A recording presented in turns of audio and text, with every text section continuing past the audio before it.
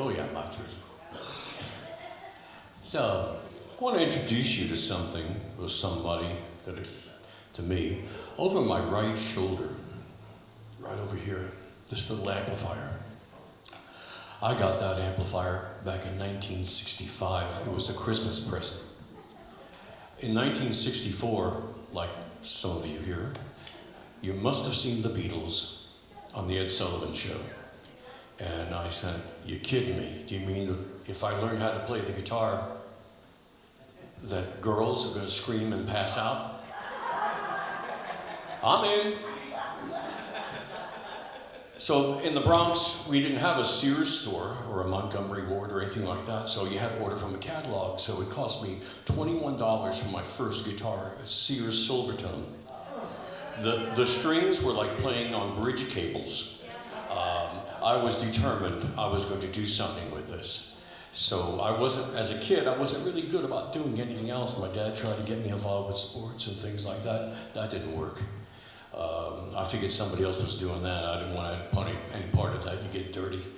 And I said, okay. They saw that this was something that I actually stuck to. So I didn't know if you knew this. I was supposed to be the fifth Beatle at 10 years old. I figured they're flying over if somebody got sick. I'm there.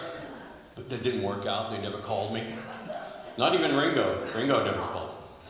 I figured maybe I'd hear from him. John was busy. But they a big influence on me. And that was the reason why I'm still playing at almost 72. And I just enjoy every minute. I pick this thing up and just have a great time with it.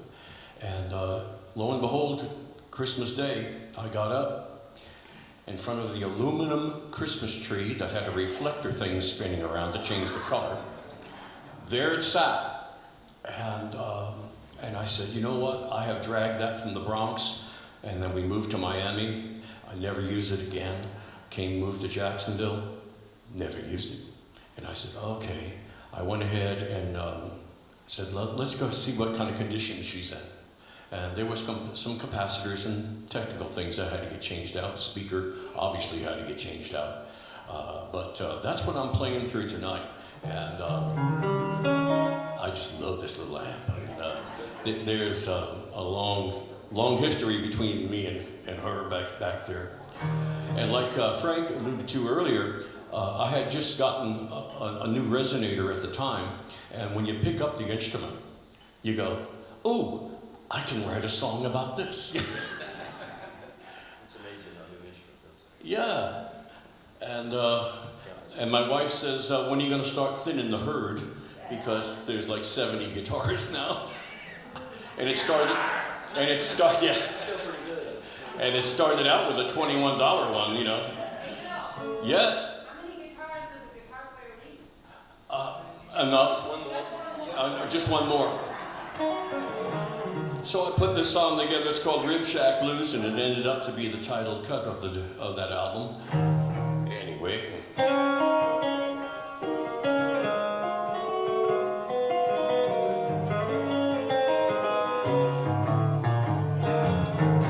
Nothing to do on a Saturday night, and all my friends are so out of sight.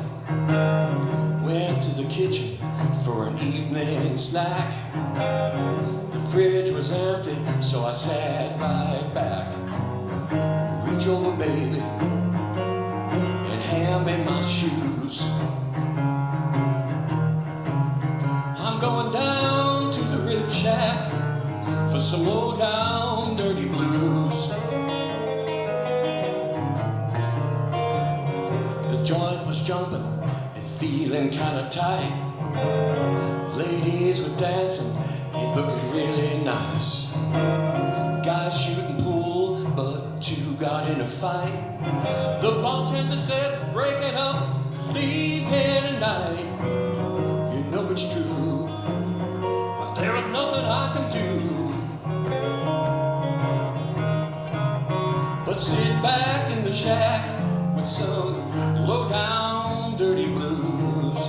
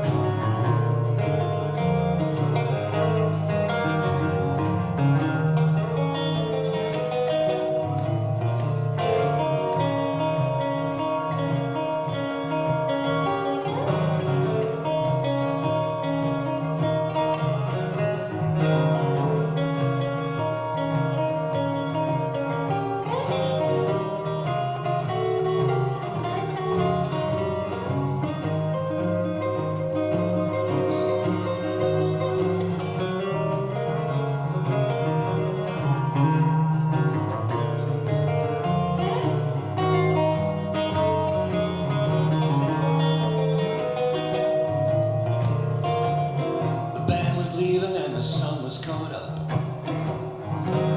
I paid my tab and I got myself up. When I got home, when I laid down my head, till the sun went down and it started over again. Reach over, baby, and hand me my shoes.